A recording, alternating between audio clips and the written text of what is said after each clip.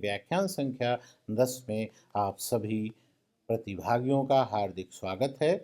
मैं मेराज अहमद, प्रोफेसर हिंदी विभाग, अलीगढ़ मुस्लिम यूनिवर्सिटी अलीगढ़, आप लोगों से मुखातिब हूँ। प्रिय शिक्षार्थियों, लगातार सीखने सिखाने की प्रक्रिया के तहत हम दूसरे सप्ताह के अंतिम कालांश अर्थात व्याख्यान में एक दूसरे से रूबरू हैं। आशा है कि पिछला व्याख्यान संख्या 9 आप लोगों के लिए लाभदायी सिद्ध हुआ होगा और हम ये भी जानते हैं कि दूसरे सप्ताह के व्याख्यानों का विषय शोध की व्यावहारिकी से संपृक्त है। उसके स्वरूप का इसमें अध्ययन किया जा रहा है। प्रस्तुत व्याख्यान में भाषा वैज्ञानिक शोध को विषय के रूप में चुना गया है। तो अब हम मुख्य विषय पर आते हैं।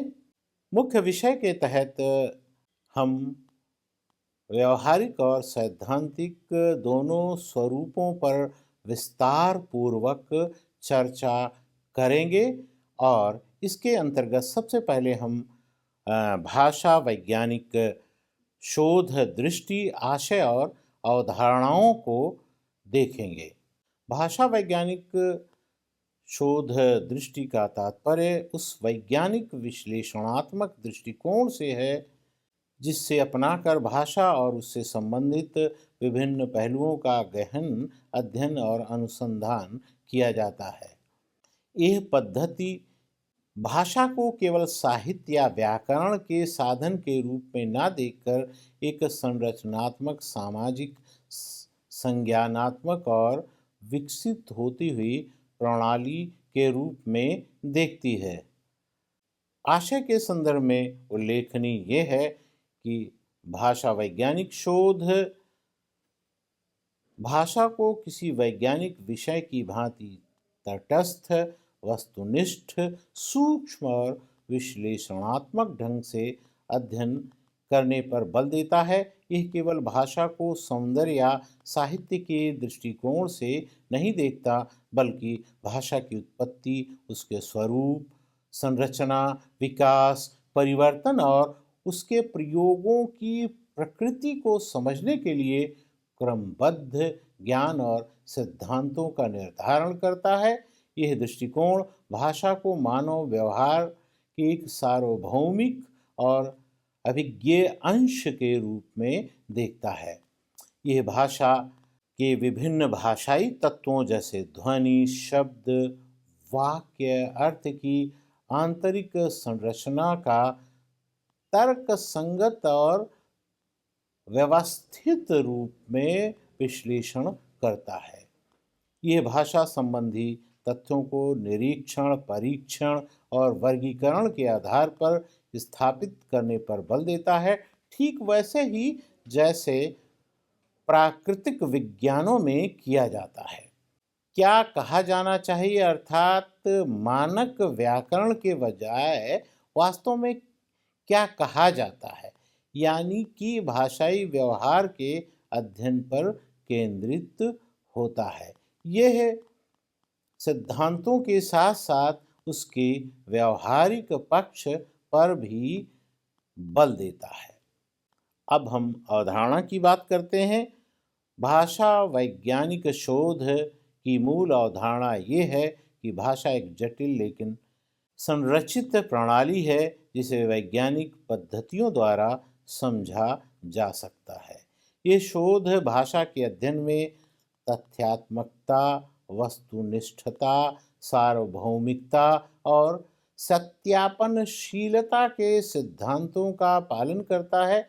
इसका अर्थ है कि निष्कर्ष किसी व्यक्ति की राय पर नहीं, बल्कि ठोस अवलोकन योग्य भाषाई डेटा पर आधारित होते हैं। यानी इसमें डेटा की महत्ता होती है, तथ्यों की महत्ता होती है। इसमें विचार और राय को उतना अधिक महत्व नहीं दिया जाता है।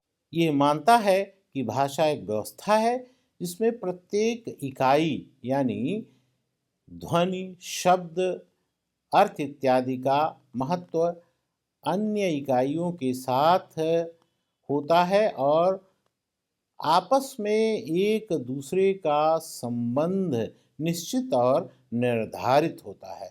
भाषा को इकाइयों के एक रैखिक संग्रह के बजाय एक संपूर्ण रचना के रूप में देखा जाता है।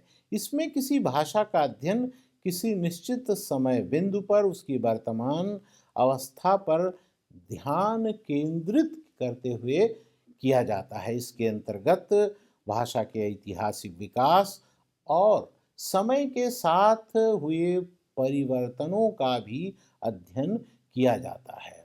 भाषा का रूप जैसा वो है वैसा ही इसमें वर्णन होता है, ना कि उसे कैसा होना चाहिए इस पर ध्यान दिया जाता है। वास्तव में भाषा का यथार्थ अर्थात मुखेंद्रियों द्वारा उच्चरित ध्वनियाँ इसके केंद्र में होती हैं। यह सभी भाषाओं और बोलियों के अध्ययन के लिए समान रूप से भूमिका निभाता है। वस्तुतः भाषा का वैज्ञानिक अध्ययन एक विश्लेषणात्मक उपकरण है जो भाषा को एक वैज्ञानिक विषय के रूप में स्थापित करती है। यह भाषा की गहन संरचना को उजागर करती है, इसके विकास के नियमों को खोजती है और विभिन्न सामाजिक एवं संज्ञानात्मक संदर्भों में उसके कार्य को समझने का प्रयास करती है। यह प्रक्रिया सामान्य शोध प्रक्रिया के चरणों का ही अनुसरण करती है, लेकिन इसमें भाषा के विशेष पहलुओं पर ध्यान केंद्रित किया जाता है। तो सबसे पहले हम देखते हैं कि विषय का चयन होता है और फिर समस्या का निर्धारण होता है। तो शोध के लिए किसी विशेष भाषा, बोली, उसके ध्वनि, रूप, वाक्य रचना, अर्थ या उपयोग से संबंधित एक विशिष्ट क्षेत्र का चुनाव किया जाता है, जिसे कि हम विषय चयन के रूप में रेखांकित कर सकते हैं। तत्पश्चात समस्या की पहचान के अंतर्गत ये निर्धारित किया जाता है कि शोध किस प्रश्न का उत्तर देगा या किस समस्या का समाधान करेगा। फिर संबंधित साहित्य का सर्वेक्षण होता है, यानी इस चरण में चुने हुए विषय से संबंधित पहले जो निष्पादित किए गए शोध हैं, सिद्धांत हैं और उससे प्राप्त जो सामग्री है उसका गहन अध्ययन किया जाता है और ये पता लगाया जाता है कि उस क्षेत्र में पहले और क्या काम हो चुका है। और अगर ये हम जान जाते हैं कि पहले उस विषय पर किस स्तर तक का काम हो चुका है, तो हम ये समझ सकते हैं कि हमें क्या काम आगे करना है। कहने का आशय ये है कि इससे शोध को नई दिशा मिल सकी, ऐसा हम कहने का आशय ये है कि इससे शोध को नई दिशा मिल सके, ऐसा हम कह सकते हैं। फिर परिकल्पना का निर्माण किया जाता है। परिकल्पना समस्या का एक संभावित और अस्थायी उत्तर देती है, जिसे शोध के दौरान परीक्षित किया जाता है और फिर हम लक्ष्य की तरफ बढ़ते हैं। उदाहरण के लिए आप समझ सकते हैं कि आधुनिक हिंदी फिल्मों में अंग्रेजी शब्दों का प्रयोग पिछले दशक की तुलना में बढ़ा है और फिर इसी अवधारणा को लेकर के हम आगे बढ़ते हैं। फिर शोध पद्धति अथवा प्रविधि का निर्धारण करते हैं। भाषा वैज्ञानिक शोध के लिए शोधार्थी विषय की प्रकृति के अनुसार उपयुक्त पद्धति चुनता है। इन पद्धतियों में कतिपय पद्धतियां बहुत महत्वपूर्ण होती हैं, जैसे वर्णनात्मक पद्धति। किसी भाषा या बोली की वर्तमान संरचना को समझने के लिए, अर्थात उसके ध्वनि, रूप और वाक्य को समझने के लिए और उसका विश्लेषण और वर्णन करने के लिए इस पद्धति का प्रयोग होता है। फिर इसके बाद तुलनात्मक और ऐतिहासिक पद्धति के संदर्भ में उल्लेखनीय है कि भाषाओं के विकास और उनके बीच के ऐतिहासिक संबंधों के अध्ययन के लिए इसका प्रयोग किया जाता है। अंत में हम किसी बोली या भाषा के प्रयोग संबंधी आंकड़े सीधे सीधे स्रोतों अर्थात वक्ताओं से एकत्रित करते हैं। फिर प्रदत्त संकलन जो है, इस प्रक्रिया का एक महत्वपूर्ण चरण है। शोध के उद्देश्य के अनुरूप भाषा संबंधी आंकड़ों को एकत्र किया जाता है। प्रदत्त के स्रोत के रूप में मौखिक बातचीत की रिकॉर्डिंग, लिखित पाठ, दस्तावेजी साहित्य, अखबार, सोशल मीडिया और उसके वक्ताओं के साक्षात्कार या प्रश्नावली इत्यादि का उपयोग इस प्रक्रिया के तहत किया जाता है। फिर उसका विश्लेषण करते हैं, यानी एकत्र किए गए आंकड़ों को वैज्ञानिक नियमों और उपकरणों का उपयोग करके व्यवस्थित वर्गीकरण और विश्लेषण किया जाता है। जैसे ध्वनि विज्ञान, संरचनात्मक विश्लेषण या सांख्यिकीय विश्लेषण आदि इसके तहत आते हैं। फिर हम निष्कर्ष की तरफ आगे बढ़ते हैं, यानी विश्लेषण के आधार पर परिकल्पना की जांच की जाती है कि वो सत्य है या असत्य है।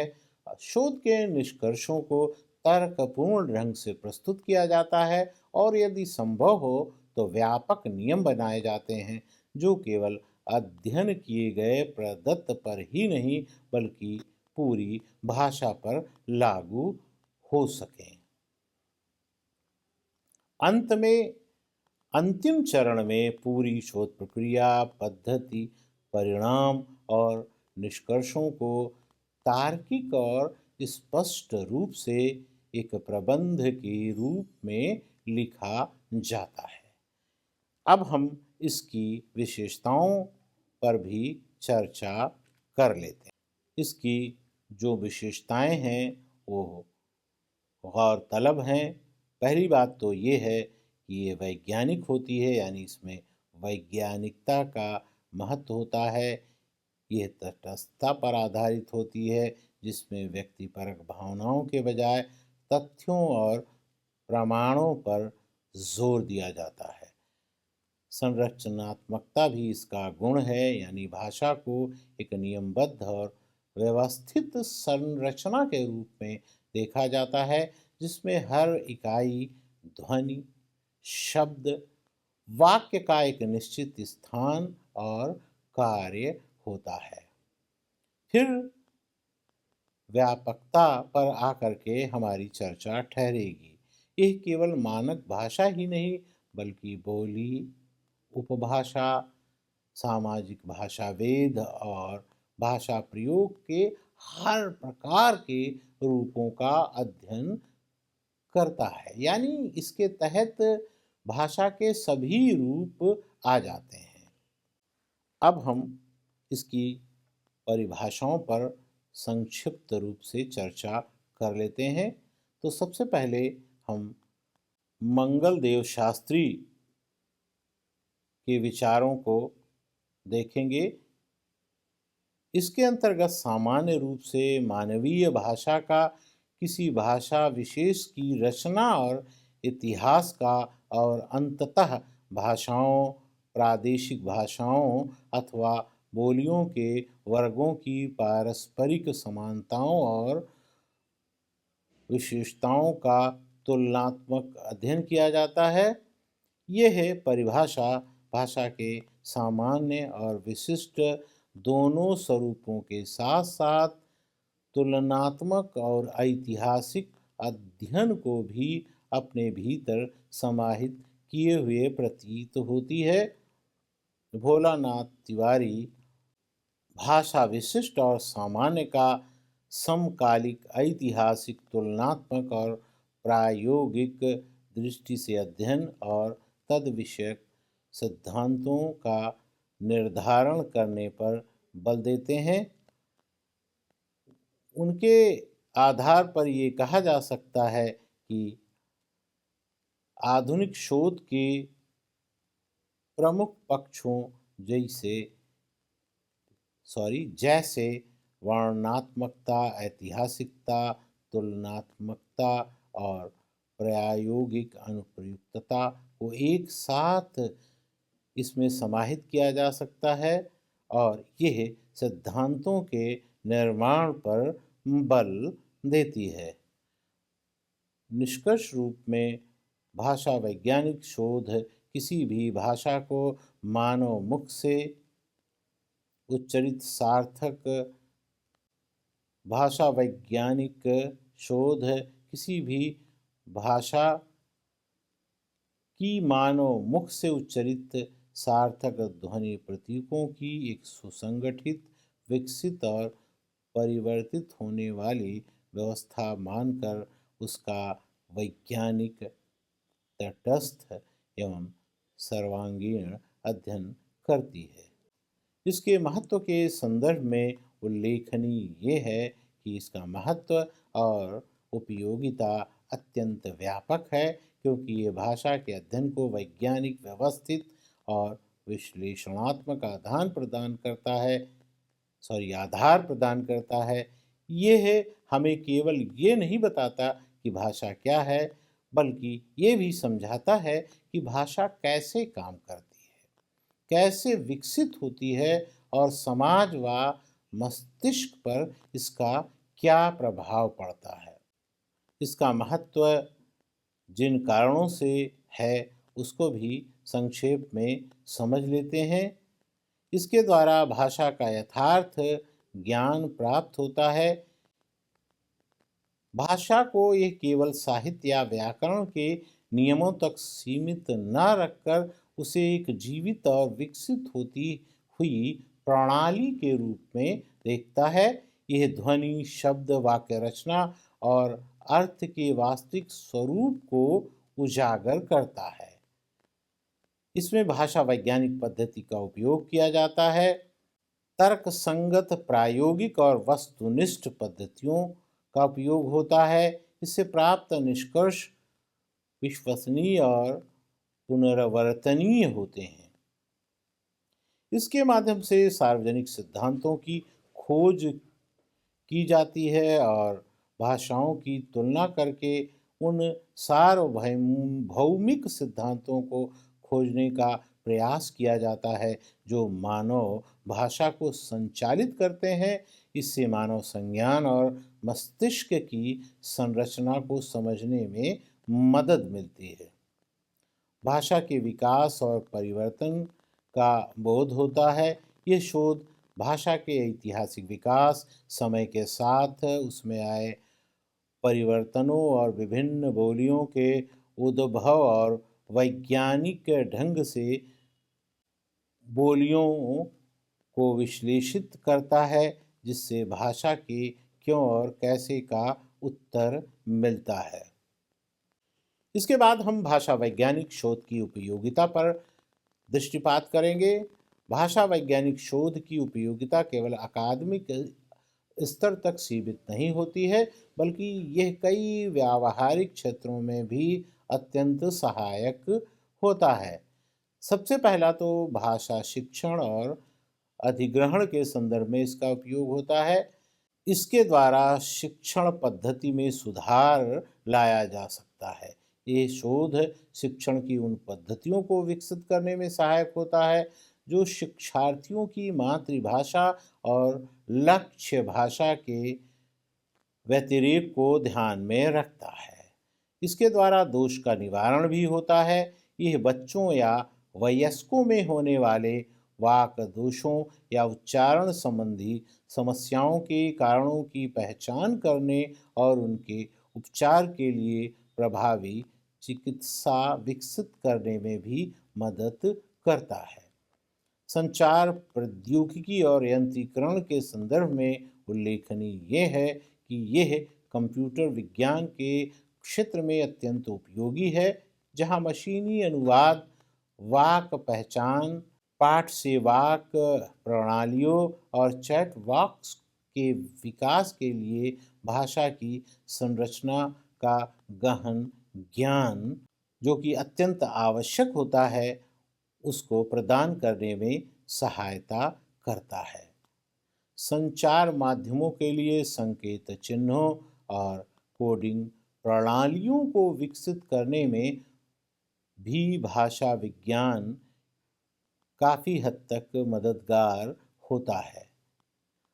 भाषा वैज्ञानिक पद्धति से ही किसी भाषा के शब्दकोशों और विश्वकोशों का सटीक, व्यवस्थित और अद्यतन निर्माण भी होता है, अर्थात ये उसके निर्माण में सहायक होते हैं और भाषा के मानकीकरण में भी इसकी भूमिका महती होती है।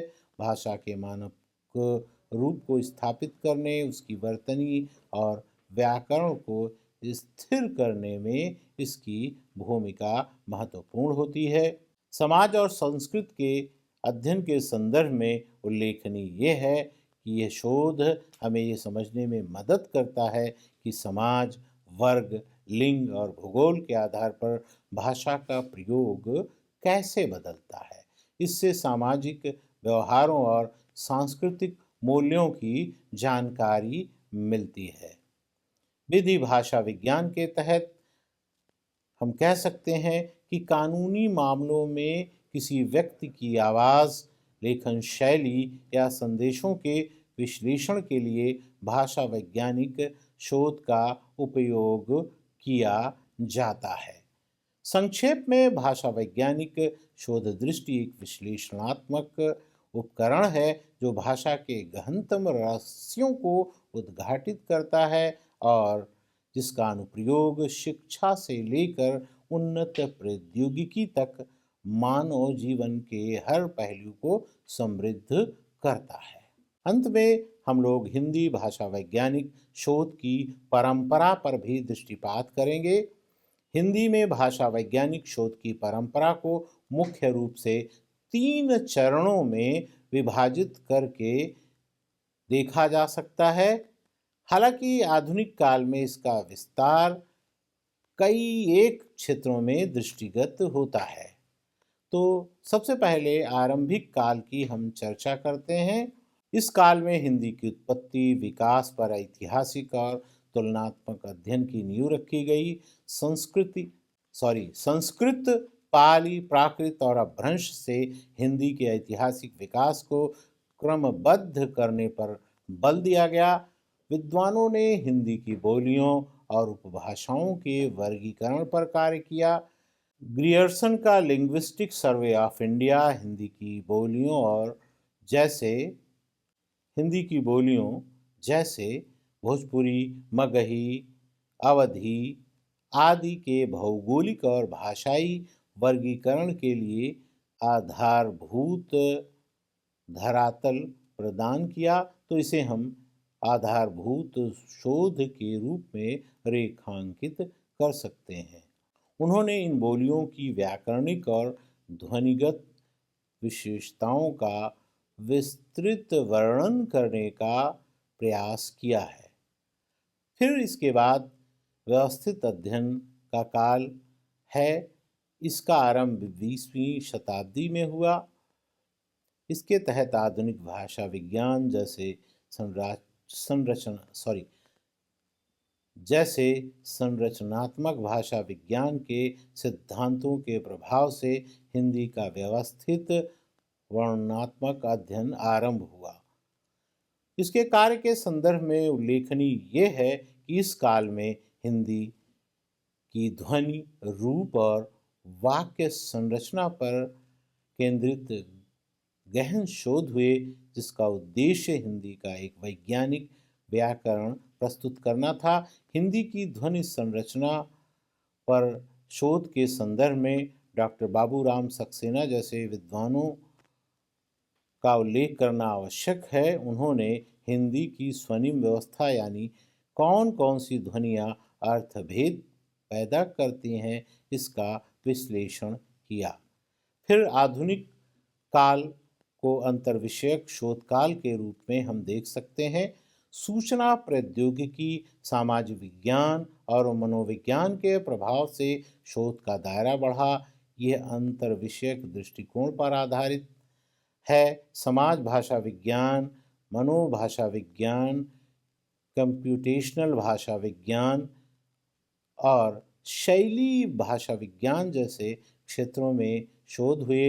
हिंदी के विभिन्न क्षेत्रों में जाति, लिंग या सामाजिक वर्ग के आधार पर भाषा के प्रयोग में आने वाले अंतर का अध्ययन किया जाने लगा। जैसे किसी विशिष्ट क्षेत्रीय बोली जैसे हरियाणवी या राजस्थानी में दो अलग अलग जातियों द्वारा उपयोग किए जाने वाले शब्द भंडार या वाक्य विन्यास की तुलना की गई। हिंदी में मशीनी अनुवाद, वाक्य पहचान और नेचुरल लैंग्वेज प्रोसेसिंग के लिए भाषाई डेटा का निर्माण और विश्लेषण इसके भीतर समाहित हुआ।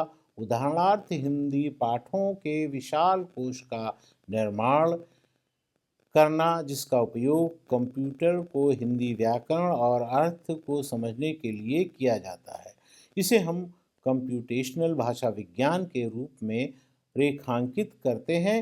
हिंदी का अन्य बोलियों और भारतीय तथा विदेशी भाषाओं जैसे तमिल, अंग्रेजी, रूसी से तुलनात्मक अध्ययन जिससे भाषा शिक्षण में सहायता मिल सके, भाषा वैज्ञानिक शोध का एक परिचित और महत्वपूर्ण कार्य है और इसके द्वारा गहन अध्ययन किया जाता है। इस प्रकार हिंदी में भाषा वैज्ञानिक शोध की परंपरा केवल भाषा के इतिहास तक सीमित न होकर उसके वर्तमान उपयोग, सामाजिक संदर्भ और तकनीकी अनुप्रयोग तक विस्तृत हो चुकी। प्रिय सहभागियों, आशा है कि यह व्याख्यान आपके लिए लाभदायक सिद्ध होगा। धन्यवाद।